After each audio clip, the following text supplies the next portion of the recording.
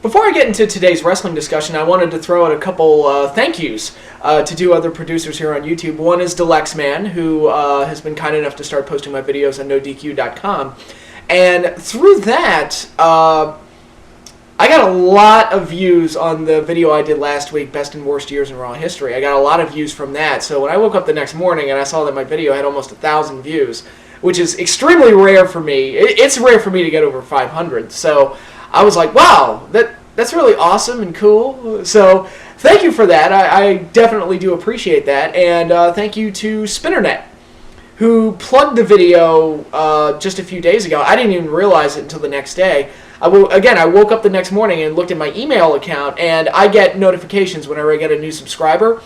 And imagine my surprise when I saw the shit ton of new subscribers that I had, all stemming from that one video, and I'm like, what the hell? And then when I found out Spinnernet, plugged me and plugged the video, I'm obviously very grateful for that. And, it's great to, have that bring me some new attention. And, for all the new subscribers that I got from that, I hope if you enjoyed that video, I hope you enjoy some of my future work, because I do have a couple of plans lined up for some other videos.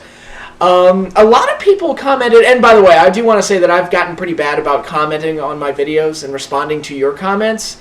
I've been lazy about that lately. I used to be very, very good about that. I'll try and get back into doing that in the future, probably starting with this video. It's just I got out of the habit of doing that. It's not that your comments aren't important and your opinions don't matter. It's just that I've been lazy. So that's all that amounts to. But a lot of people seem to hate the fact that I kind of ragged on Raw 2002 and Raw in 2003. I was a little surprised by that. I was like, wow, really? I thought Austin Powers and the Sleepy Lion covered it all pretty well, but I guess not. Maybe in a future video I'll explain why I'm not a huge fan of Raw in 2002 and 2003. 2001 I think is pretty self-explanatory. It's either you like the invasion or you didn't. So I don't think I have to explain that one too much. Obviously, having grown up in the Monday Night Wars era, that invasion was pretty weak sauce for me and a lot of others who had built up high expectations for the day that WWF and WCW would finally cross paths. But, it is what it is.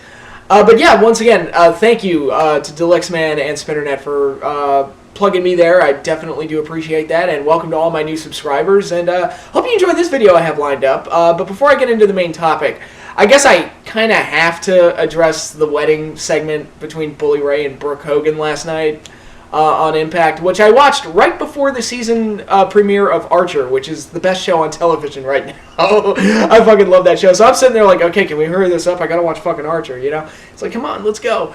But as far as how the segment played off on TV, and apparently Brooke Hogan's tit popped out, I didn't even notice it, to be perfectly honest.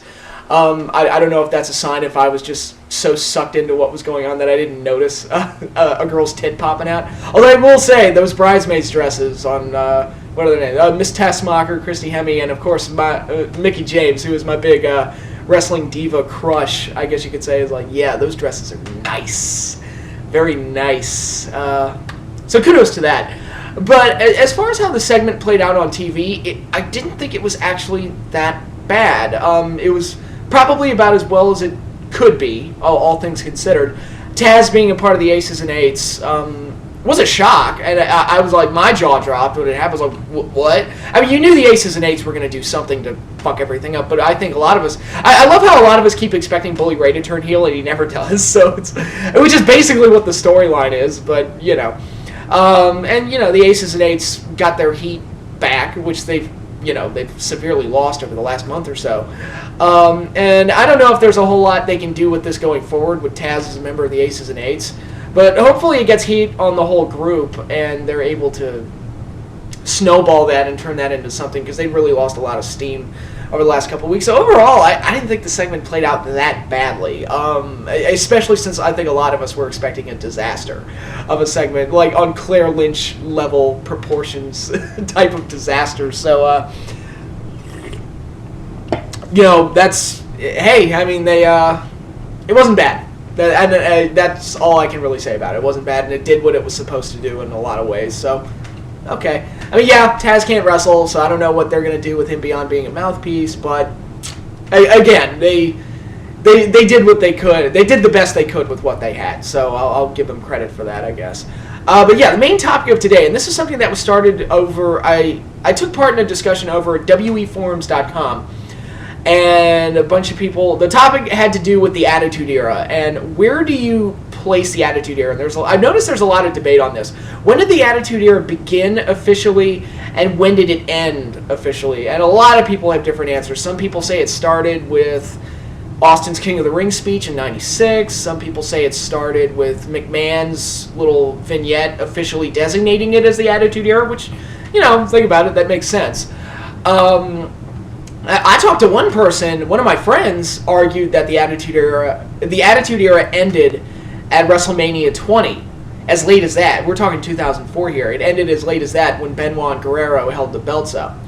And it was like, oh, that's the sign of a new era, and it's like the Attitude Era was over, which, I don't think too many people would have it going as late as 2004. But yeah, I'm just using that to designate, or to demonstrate that there are a lot of different answers that people have for this. And I thought about it myself. It's like, all right, well, where would I start the Attitude Era and where would I end it? Personally, and I gotta throw Triple H under the bus here, and I'm sorry to do this because there seems to be a lot of revisionist history with whenever Triple H is involved. And I remember Michael Cole went on a spiel on Raw once about how the Attitude Era started with DX, and I'm like, nope. I think Triple H told you to say that. Things like that. Like in 2002 when Bischoff was saying things like, if Triple H, he was the one guy. If I'd had him on WCW's roster, we would have ended the WWF. And I'm like, really? He's the one guy? Not Austin, Rock, Undertaker? Well, Undertaker, he can't take the gimmick with him, so he would have been useless. But, maybe if you'd pushed Jericho, you had Goldberg. But no, Triple H was the one guy that would have tipped the scales. It's like, okay. It's like, all right. You also got Bret Hart. And it's like, really? Triple H would have been the one guy? Shawn Michaels, another one. Just throwing names out there. But yeah, I don't believe that the Attitude Era started with DX. Actually, I feel like, personally, the person that really embodied the Attitude Era to me and was the one who really got it jump-started was Stone Cold Steve Austin. I think if I'm going to designate a point where the Attitude Era begins, it has to begin with Steve Austin, because he was the character that just radiated off to so many other characters on the show and kind of just single-handedly changed the whole personality of the show to where it opened the doors for guys like The Rock to be what he was, and for DX to be what they were, and for The Undertaker to become more extreme, and it allowed for a bunch of guys like Val Venus to be on the show because Austin started breaking all the rules. And once you do that, it allowed for a lot more creativity and a lot more risk-taking with their creative. So to me, it has to begin with Stone Cold Steve Austin. Wherever your designation point is at the beginning, it starts with Steve Austin. So where would I start it? Well, I'm actually going to say, and it's one of the WWE's low points, it was the shining spot on one of their lowest points, and that's WrestleMania 13. WrestleMania 13 was one of the ultimate lows for the WWE. In fact, I remember reading that WCW Uncensored 97 beat them in the buy rates that month, and Uncensored was just a throwaway pay-per-view, so it's kind of like, ugh, that's the sign of the times right here, where a B pay-per-view beats WrestleMania. And the main event situation was a disaster, and the card was uneventful, but you did have that submission match. It was Bret Hart and Steve Austin in the submission match. And what they did there at the end, and a lot of fans were turning on Bret Hart. You could kind of see signs of the Attitude Era coming in, like that type of fan, as half of them were cheering for Austin, half of them were booing Bret. And then you had like the more traditional fans that were like, no, Austin's a bad guy. Why would we root for him? And they kind of stick with their hero, Bret Hart. And it was a weird dichotomy to watch that match as it was happening. It was, and the kind of crowd support that both men were getting was really bizarre for the time. And like I said, there have been examples of the Attitude Era starting to come about, like the Goldust character and the King of the Ring speech in '96. But this is where it really took off in my eyes, because the way they ended that match, you know, even those more traditional fans is like, you know what? I might not agree with everything that Austin does, but you have to respect him for a gutsy performance like that. And that image of him just bloodied and trying to fight out of the sharpshooter is like, I mean, that to me, that's an image that's like, that's pro wrestling right there. That was one of the defining images in pro wrestling. And then they did the ultra risky move of officially turning Bret Hart heel and turning Steve Austin face in the process. And the face turn was so brilliant because they didn't water down Austin's character at all. He was the same. And that's a mistake that they make with a lot of their baby faces now. And it's, you know, I mean, you're seeing it with Miz. You saw it with Sheamus. You even saw it with Edge when they turned him face. They just watered them down and to make them more kiddie-friendly and more accessible. Instead of, like, kind of treating the character like a human being and, like, well, you know, the only thing that really changed is that instead of going after good guys, he's going after bad guys. And that's really the only thing that changed. And people like, you know, a large portion of the fan base liked him already, so it was just a natural fit. And by deciding to turn Austin face, it started building the blocks and building the foundation towards the anti-hero and the shades of gray type of characters that you would get during the Attitude Era. And like I said, it opened the door for things like DX and things like The Rock and things like The Undertaker becoming a little bit darker and more extreme. It just blew the doors wide open, and it started by that decision to turn Stone Cold Steve Austin face, because it said it created a brand new character. It was a heel, no, it was a baby face that acted like a heel, and people thought it was cool, and they gravitated to it, and it shaped the personality of an entire era in wrestling.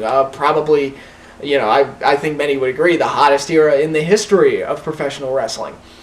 And so even though WrestleMania 13 overall was a huge low for the company, I do believe that's where the Attitude Era began, because they decided to turn Stone Cold Steve Austin face. Now, where do I put the end? And again, there's a lot of debate on where the end is. Some people would even say it's like when WCW was purchased and out of the way for good. That was the end of it. Some people would say it was the name change in 2002 where they changed to WWE. Maybe it was the start of the brand split.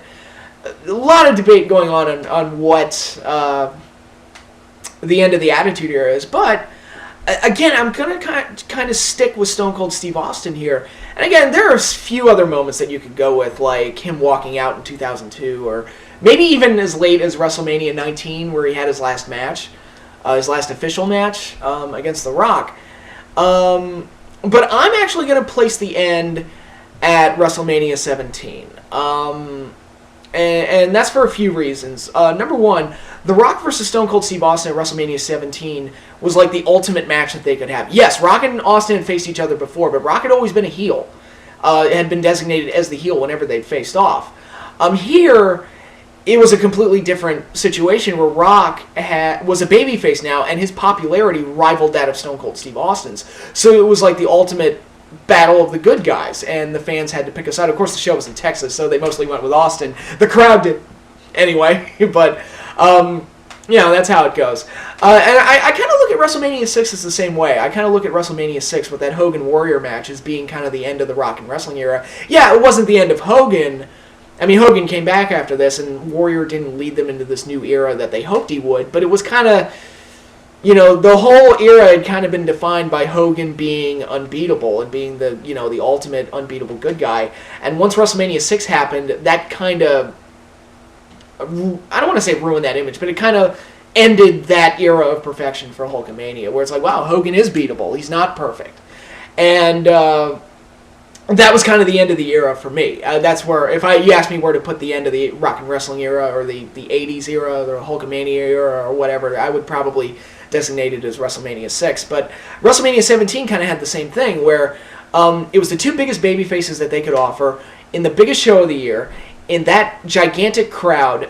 I mean, that's the perfect match to be the climax to the Attitude Era. That to me is the end of the era. And then, of course, the way the match ended, and I've already voiced my displeasure with the Austin heel turn. I thought it was a mistake. I felt like they shouldn't have done that. I've said that at least a couple of times before. I actually feel like, had they not done that ending, Rock and Austin at WrestleMania 17 might be my favorite WrestleMania match of all time. It's that good. It's that exciting, and it's that good, and the characters going into it are just that strong. And then they do that ending. And the ending itself was bad in hindsight. When I saw where they went with the heel turn. And it's like, when I saw where they went with it, and then when they ultimately had him join WCW, I was like, okay, fuck it. This is this is bullshit. Fuck this. But I wish they'd never done it. But like I said with WrestleMania 13, I'm starting the Attitude Era with a major change in the direction of Austin's character, where they decide, okay, we're going to make him a babyface. And he'll be the flag bearer for the entire era. And here, it was kind of the same thing, where by turning Austin heel and making him this corporate champion type of character, which wasn't a good fit at all, but by doing that, you kind of ended, the soul of the Attitude Era to me. And that was kind of like, oh, well, Austin can be corrupted. He can sell out. He's... like I said with WrestleMania 6 with Hogan losing, oh, well, Hogan's not perfect. He's not unbeatable. Then you look at WrestleMania 17 where Austin had, for years Austin had been this rebellious spirit that just captured the imaginations of wrestling fans all over the world. By doing what they did at WrestleMania 17, it was kind of, oh, he is corruptible. He's not this rebellious, perfect hero that we thought he was. And that to me was the end of the Attitude Era. And... yeah, I mean, that's where I would place it. Again, it's all open for debate, and a lot of it comes down to personal opinion, but it was something that was on my mind, and I wrote a really long post about it on WE forums, and I thought, hey, you know what, I'll share it here as well, just so I have another video to put out this weekend, so you don't think I'm getting lazy, and I'm not producing videos as frequently as I should. But that's all I have for now. And next week, it will be the last week before the Royal Rumble, so I'll have a couple Royal Rumble-related videos as well, so be on the lookout for those, and until then, I will see you all later.